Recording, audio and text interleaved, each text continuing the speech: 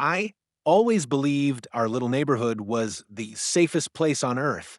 Rows of pastel houses lined with trimmed lawns, the smell of freshly cut grass in the mornings, and the sound of children riding bikes down Maple Drive. That was home. My mom, Grace Walters, had lived there for almost 40 years. Everyone loved her, or so I thought. She was 72, fragile in body but strong in spirit, with silver hair that shimmered like morning dew and a smile that could melt the hardest heart. After my dad passed, I moved back in to help her out. We spent our days tending to her garden, her pride and joy, a patch of roses she'd been growing since before I was born. But across the street lived Karen Mitchell. She was the president of the HOA, a woman who treated every blade of grass like it belonged to her. Karen was in her late 50s, blonde hair, always pulled into a tight bun, lips pressed like she was perpetually tasting something sour. She wasn't just strict, she was obsessed. She measured lawns with rulers, photographed trash cans left out 5 minutes too long, and left printed citations taped to doors like warnings from a dictator. Everyone feared her, everyone except Mom. It started small. Karen would make little remarks during board meetings. "Grace, dear, maybe you should consider hiring someone younger to manage your yard. It's looking tired." Or, "Your roses are spilling over the sidewalk again. That's a tripping hazard." Mom would laugh it off, offering cookies during every meeting like peace offerings. "Karen just needs kindness," she'd tell me. "The world makes some people bitter. Maybe I can sweeten her up." But I saw the way Karen glared whenever Mom spoke, the way her jaw tightened when the neighbors complimented Mom's flowers. She didn't see a sweet old lady, she saw defiance. One afternoon, while I was fixing the mailbox, I overheard Karen talking to another board member. "She doesn't belong in this neighborhood anymore," Karen hissed. "People like her lower property value. She should sell before the HOA forces her out." My stomach dropped. That night, I told Mom what I'd heard. She smiled sadly and brushed the dirt from her hands. "Let her talk, Daniel. We can't control hate, only how we respond to it." Her words were calm, but I saw the flicker of worry in her eyes. The next week, Karen came knocking, clipboard in hand. "Grace, I've had several complaints," she said, her voice dripping with fake politeness. "Your garden violates HOA regulations. Plants must not extend beyond the property line." Mom looked at her in disbelief. "Karen, these roses have been here for decades. They've never bothered anyone." Karen's expression didn't change. "Rules are rules. Please trim them by Friday or I'll have to issue a fine." I stepped forward, trying to stay calm. "Are you serious? You're harassing a 70-year-old woman over flowers." Karen turned to me slowly, eyes narrowing. "I'm ensuring order. Maybe if you cared about your community standards, you'd understand." Then she walked away, heels clicking like gunfire on concrete. From that day, the atmosphere shifted. Every time we stepped outside, Karen's blinds would twitch. Her phone camera peeked from her window. Once, I caught her taking pictures of Mom's garden from across the street. When I confronted her, she just smiled. "Documentation," she said coldly. "Just in case." That night, Mom sat by the window, watering her plants under the porch light. "She's lonely, Daniel," she murmured softly. "I feel sorry for her." I wanted to believe that, but something about Karen's stare made my skin crawl. Then came the HOA meeting, the one that changed everything. Karen stood at the front, gavel in hand, reading off citations. When she reached Mom's name, her tone sharpened. Grace Walters repeated violations for overgrown vegetation and failure to comply with HOA landscaping standards. The room fell silent. Mom stood slowly, her voice trembling but firm. "Karen, these roses are part of this community. They've been here longer than you. You used to walk past them when you were a kid." Karen smirked. "Times change. Standards rise. Some people can't keep up." Laughter rippled from a few nervous neighbors. My fists clenched. I wanted to speak, but Mom touched my arm and whispered, "Let it go." She smiled at Karen, offering another olive branch that Karen crushed under her heel. After that meeting, Mom wasn't the same. She still smiled, still watered her plants, but her hands shook a little more. Sometimes I caught her looking over her shoulder as if expecting Karen to appear. I tried to reassure her, she's just trying to get to you. Ignore her. But ignoring Karen was like ignoring a storm. The wind may quiet down, but you know it's coming back stronger. One night, I woke up to the sound of footsteps outside. Peeking through the curtains, I saw Karen standing across the street in a robe, phone in hand, her flashlight flicking across our garden like a searchlight.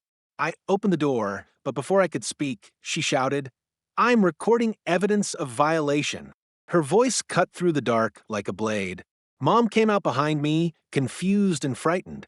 "Karen, please," she said softly, "it's midnight." Karen sneered. "You think you're above the rules just because you're old? We'll see what the board says tomorrow." Then she turned and walked away, her shadow long and crooked under the streetlight. After that, Mom began locking every window before bed. She stopped sitting on the porch. Something in her spirit dimmed. "I just want peace," she whispered one morning as she sipped her tea, watching Karen's house. I don't know what I ever did to make her hate me. I didn't know either. Maybe it was jealousy. Maybe it was control. But deep down, I had a feeling Karen wasn't done yet. The final straw came 3 days later. A notice was taped to our door. Final warning. Remove unauthorized plants or face penalty. It was signed by Karen herself, the ink pressed so hard it tore the paper. I looked across the street. She was in her window, watching us, smiling faintly. That night, as I tucked Mom into bed, she squeezed my hand. "Don't worry about me," she said softly. "She can't hurt me. God watches over kind people." I wanted to believe her. I really did. But something in the air felt heavy, charged, like the world was holding its breath. And as I turned off the lights and looked through the window one last time, I saw Karen again, standing motionless in her driveway, phone light flickering in the dark. Her face was pale, almost ghostly, and her eyes locked onto our home with a look I'll never forget. That was the night everything began to unravel. The calm before the gunshot that would echo through our lives forever. The morning after Karen's midnight inspection, something felt off, like the air itself was waiting for a confrontation. Mom was unusually quiet that day. She stood in the garden longer than usual, trimming her roses with trembling hands. "She can't scare me out of my own yard," she murmured, as if convincing herself more than me. But when I looked across the street, Karen was already on her porch, coffee in hand, recording. Every move Mom made, every flower she touched, that woman filmed it like it was a crime scene. It was sickening. I walked over to confront her, but Mom stopped me. "Daniel, don't," she whispered. "She wants you to lose your temper. That's her weapon." Mom always believed kindness could win wars. But Karen wasn't fighting fair. She was fighting to destroy. That afternoon, a white SUV pulled up in front of our house. A man in a city uniform stepped out and introduced himself as a code enforcement officer. "We've received multiple complaints about unmaintained vegetation and potential sidewalk obstruction," he said politely. I didn't need to ask who had filed those complaints. Karen stood in her yard, arms crossed, smirking. "I told you," she shouted across the street. "You can't ignore the rules forever." Mom's face went pale. The officer was kind enough to note that everything seemed fine, but he still had to issue a notice procedure, he said. When he left, Karen waved sweetly. "Have a blessed day, Grace." That was the moment I realized this wasn't about rules. It was personal. Days turned into weeks, and Karen's obsession deepened. She began sending emails to the entire neighborhood group chat, calling Mom a menace to community standards and a safety hazard. At the next HOA meeting, she pulled out photos, close-ups of our flowers spilling slightly onto the sidewalk, our trash cans placed 2 inches from regulation distance, even our mailbox leaning a little to the left. "This is what happens when you let sentimentality override order," she declared to the crowd. People shifted uncomfortably. No one dared defend us. That's what fear does. It silences good people. But Mom stood up, her voice soft but steady. "I'm sorry if my garden bothers you, Karen," she said, "but it brings me peace. I just want to live quietly." Karen slammed her hand on the table. "Peace? You call this peace? You're turning this community into chaos. The room fell silent. Even the ceiling fan seemed to stop spinning. I grabbed Mom's arm and led her out before it could escalate further. When we got home, she broke down. I'd never seen my mother cry like that. I don't understand her hate, she whispered. All I ever did was smile at her. I hugged her tightly, feeling her frail shoulders shake. That night, she prayed for Karen, not for revenge, but for peace in her heart. That's who Mom was. But the next morning, we woke up to find her garden destroyed. The roses were trampled, the stems snapped, petals scattered across the dirt like blood. A small sign had been stabbed into the ground. Noncompliance equals consequences. My blood ran cold. I called the police, but they said without proof, there wasn't much they could do. Maybe install cameras, one officer suggested. So I did. I set up two, one facing the garden, one covering the porch. When Karen saw me adjusting them, she shouted from across the street, "Illegal surveillance. I'll report that to the board." I ignored her, but her threats never stopped. She started spreading rumors, telling neighbors that my mother was mentally unstable, that she'd attacked her once during a meeting. We became the outcasts overnight. People who once waved at us now turned their heads away. But Mom still greeted everyone with a smile. She even baked cookies for the new family who moved in next door, though they never came to pick them up after Karen warned them about us. A week later, we got another HOA violation letter. This one claimed our mailbox paint didn't match community color standards, even though it had been that way for decades. I could see Karen's signature at the bottom, bold and cruel. I stormed across the street, my anger boiling. "Enough, Karen. What do you want from us?" I shouted. She didn't flinch. "Compliance," she said coldly. "Or consequences." Her eyes were glassy, detached, like someone who genuinely believed she was the hero of her own story. Before I could respond, she added quietly, "Your mother's days here are numbered. Some people just don't fit the image of this community anymore." Those words burned into my chest like acid. That night, I caught her trespassing again. Through the camera feed, I saw her flashlight sweeping across the yard. I ran outside, heart pounding. "What are you doing?" I shouted. Karen froze, clutching her phone.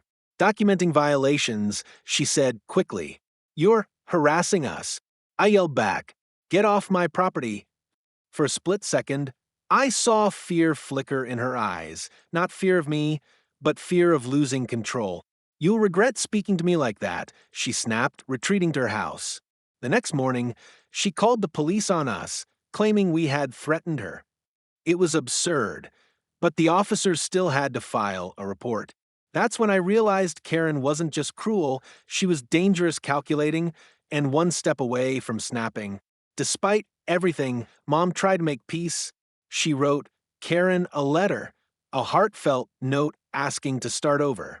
"We don't have to be enemies," it read. "This neighborhood is big enough for both kindness and rules." She even attached a small bouquet of roses. I found the letter torn in half on our doorstep the next day, the flowers stomped into the dirt. Mom didn't say a word. She just went inside and started baking cookies again, humming softly like she always did when she was hurting. But her strength was fading. One afternoon, I found her sitting in the garden, staring at the dead roses. "Maybe she's right," she said quietly. "Maybe I don't belong here anymore." Hearing that broke something in me. "No, Mom. She's wrong. You belong here more than anyone. You made this neighborhood what it is." She smiled faintly, her eyes glassy with tears. "Then promise me one thing, Daniel. Don't let her take away your kindness too." I promised, but deep down, I knew something was coming, something worse than letters or fines. Karen had started watching not just our yard, but us. When Mom went to church, Karen's car followed. When she walked to the mailbox, Karen stood outside pretending to trim her hedge. There was no peace anymore, just constant surveillance, a silent war where the weapon was fear. And then one evening, as the sun bled across the horizon and the cicadas cried from the trees, Karen appeared at the edge of our yard again, clipboard in one hand, phone in the other. "Grace," she called out sweetly, "you're in violation again. Mom turned to face her, her face calm but tired. Karen, please, she said softly. I've done everything you asked. Karen smiled, a thin, dangerous smile. Not everything. The way she said it sent chills down my spine. I stepped outside, ready to intervene, but something about Karen's eyes stopped me cold. They weren't angry anymore. They were empty, like someone who had already decided what came next. That was the last evening my mother ever tended her garden without fear. Because the next day, Karen finally snapped. The morning it happened felt ordinary, cruelly ordinary. The sky was bright, the air smelled like wet grass, and Mom was humming her favorite hymn while trimming her roses. I remember she wore her pale blue cardigan, the one Dad gave her on their 40th anniversary. She looked peaceful, content, like she had decided that no amount of hate would change who she was. I was in the kitchen making coffee when I heard her voice outside, light and kind. "Good morning, Karen," she said. I froze instantly. Through the window, I saw Karen standing at the edge of the lawn, clipboard in hand, sunglasses hiding her eyes. "Grace," she said in that flat, clipped tone, "I've come to deliver your final notice. The HOA has decided to fine you $5,000 for continuous noncompliance." Mom looked confused. "Noncompliance? Karen, I trimmed everything you asked. The roses don't even touch the sidewalk anymore." Karen took a step closer. "That's not the point.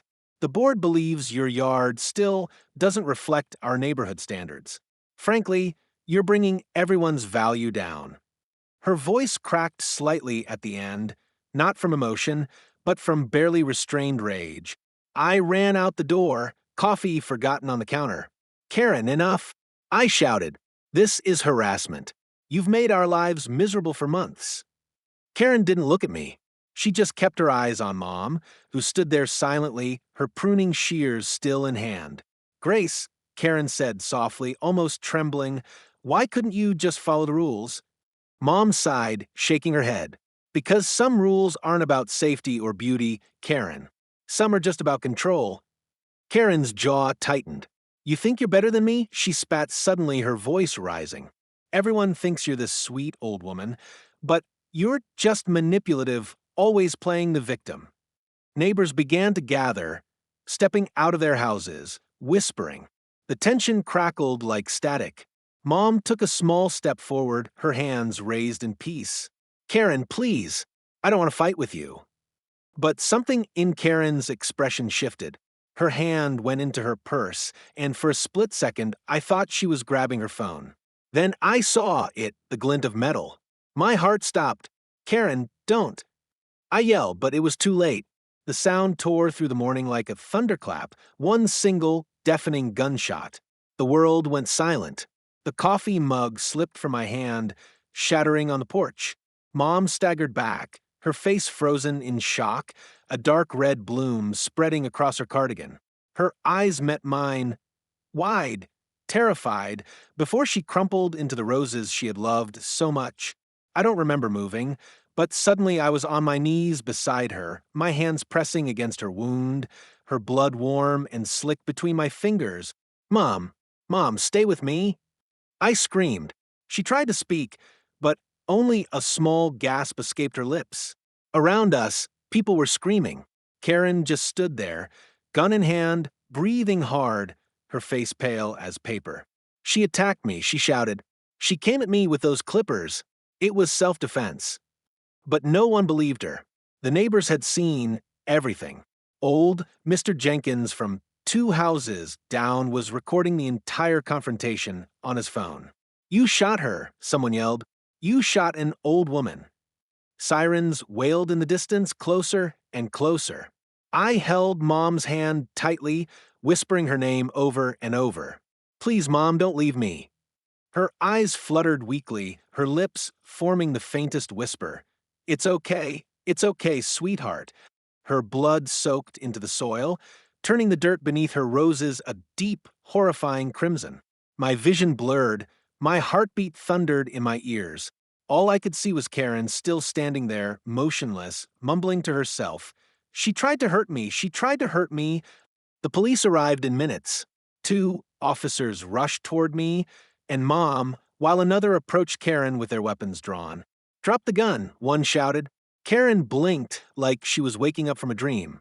"It's not what it looks like," she stammered, voice trembling. She came at me." "Drop it." The officer's command broke her trance. She set the gun down slowly, tears streaming down her cheeks. "I was protecting myself," she whispered, almost childlike. They cuffed her right there on the lawn, in front of everyone, her neighbors, her victims, her witnesses. The whole street was dead silent except for the sound of my mother's shallow breathing. An ambulance screeched up to the curb. Paramedics lifted Mom carefully onto a stretcher, voices blurring together. "Through and through, we need pressure, keep her awake." I tried to follow, but an officer stopped me. "Sir, we need your statement." My voice cracked.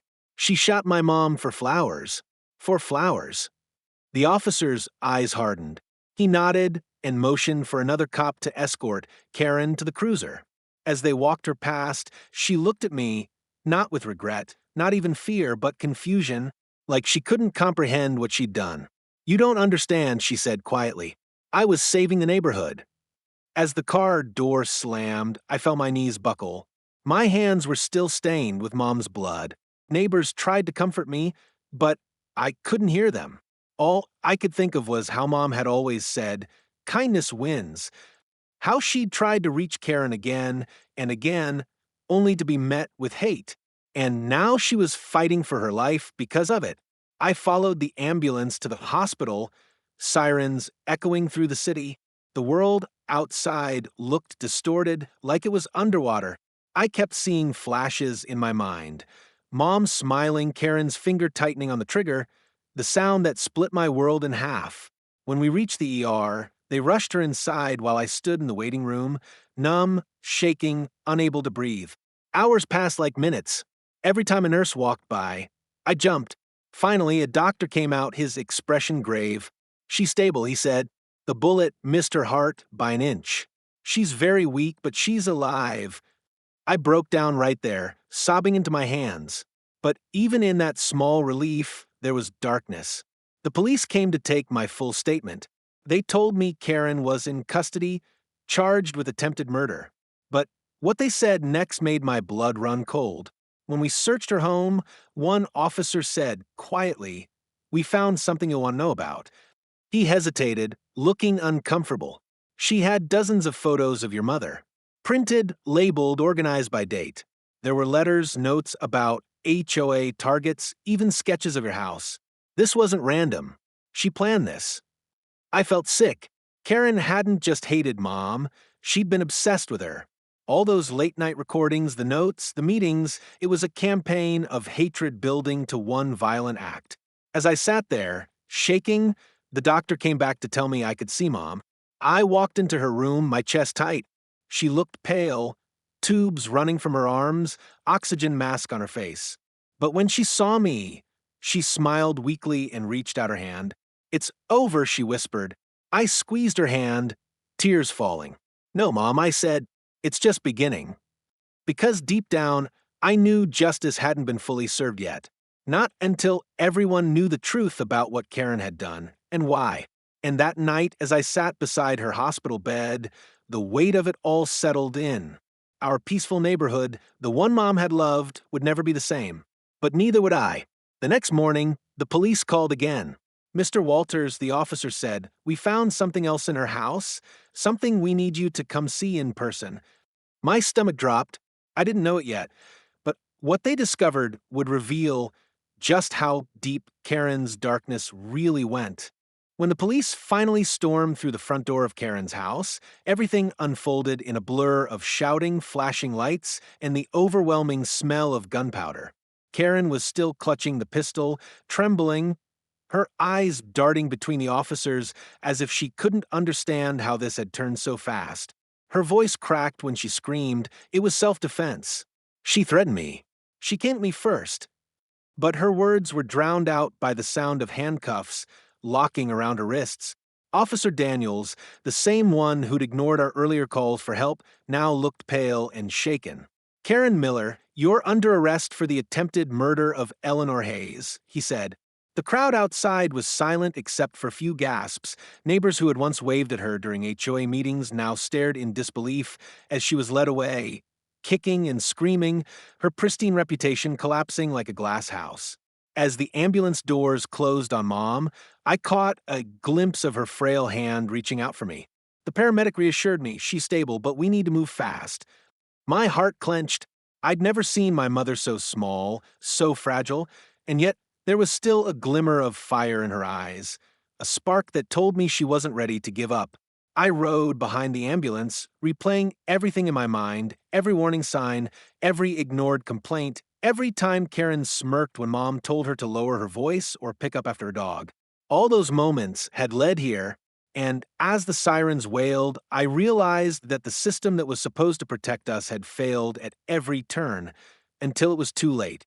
Hours later at the hospital, Mom was in surgery. The waiting room was suffocating, fluorescent lights, the beeping of machines, and my own guilt gnawing at me like a wild animal.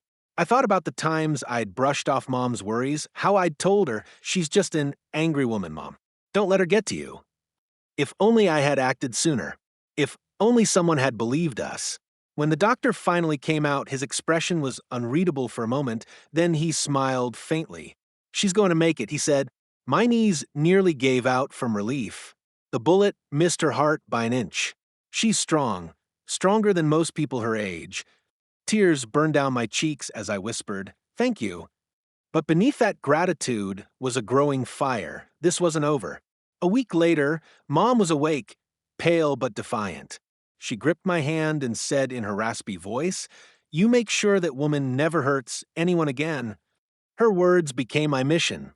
The HOA tried to stay quiet, pretending nothing happened, that it was just an unfortunate misunderstanding, but I refused to let it die.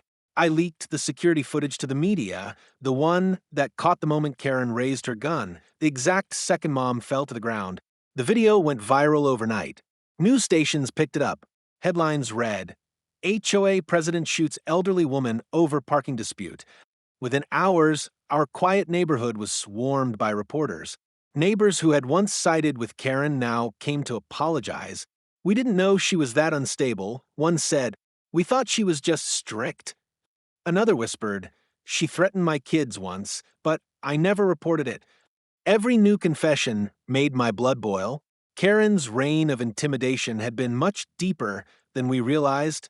For years, she'd bullied everyone, fining families for having kids' bikes outside, threatening lawsuits over garden decorations, and calling the cops on anyone who stood up to her. She'd hidden behind the title of HOA president, using power like a weapon. But now the truth was out. The trial began 2 months later. The courtroom was packed. Karen entered wearing an orange jumpsuit, still trying to hold herself like she was in charge, like she was the victim. Her lawyer argued that she acted in self-defense, that Mom had lunged at her, that she feared for her life. But the video told a different story. It showed Karen yelling first, waving the gun, Mom raising her hands, backing away, and then the shot. When the prosecutor played it, the courtroom went silent except for Karen's shaky breathing. I stared at her, trying to feel pity, but all I could see was the face of a woman who thought she was untouchable. When I testified, my voice didn't shake. She threatened my mother for months. She vandalized our property, filed fake complaints, and told everyone she'd make us move or die trying. We begged the HOA and police to intervene, but no one did. And now, my mother has a bullet scar to show for it. I caught the jurors' eyes. Some looked furious, others heartbroken. But I knew in that moment, justice was finally tipping our way. The verdict came 3 days later. Guilty on all counts: attempted murder, aggravated assault, and reckless endangerment. Karen's composure shattered completely. She screamed as the judge sentenced her to 25 years in prison. You can't do this to me. I built that neighborhood. I kept it safe, she shouted, but her words echoed off the walls, hollow and meaningless. As she was dragged away, I felt no satisfaction, only a quiet sense of closure. It wasn't victory. It was survival. Months passed. Mom recovered slowly, her strength returning little by little. The HOA dissolved after Karen's conviction, replaced by a new board, one that actually cared about people. The neighbors started helping each other, rebuilding trust, painting over the stains Karen left behind. One evening, as the sun dipped behind the houses, Mom sat on the porch, sipping tea. "It's peaceful again," she murmured. I smiled. "Because of you." She chuckled softly. "Because of us," she corrected. That night, I walked past Karen's old house, now vacant, its windows dark, her roses overgrown and wilting. I thought about how power, when fueled by hatred, always destroys itself. She'd thought she could control everyone through fear, but fear always turns on its master. And as I looked up at the stars, I realized something else. People may forget kindness, but they never forget injustice. That's why stories like ours need to be told, not to relive the pain, but to make sure no one else suffers in silence. So, if you ever find yourself in a neighborhood ruled by someone like Karen, someone who hides cruelty behind rules and smiles, don't stay quiet. Speak up, because silence lets monsters grow, and courage, no matter how small, can stop them.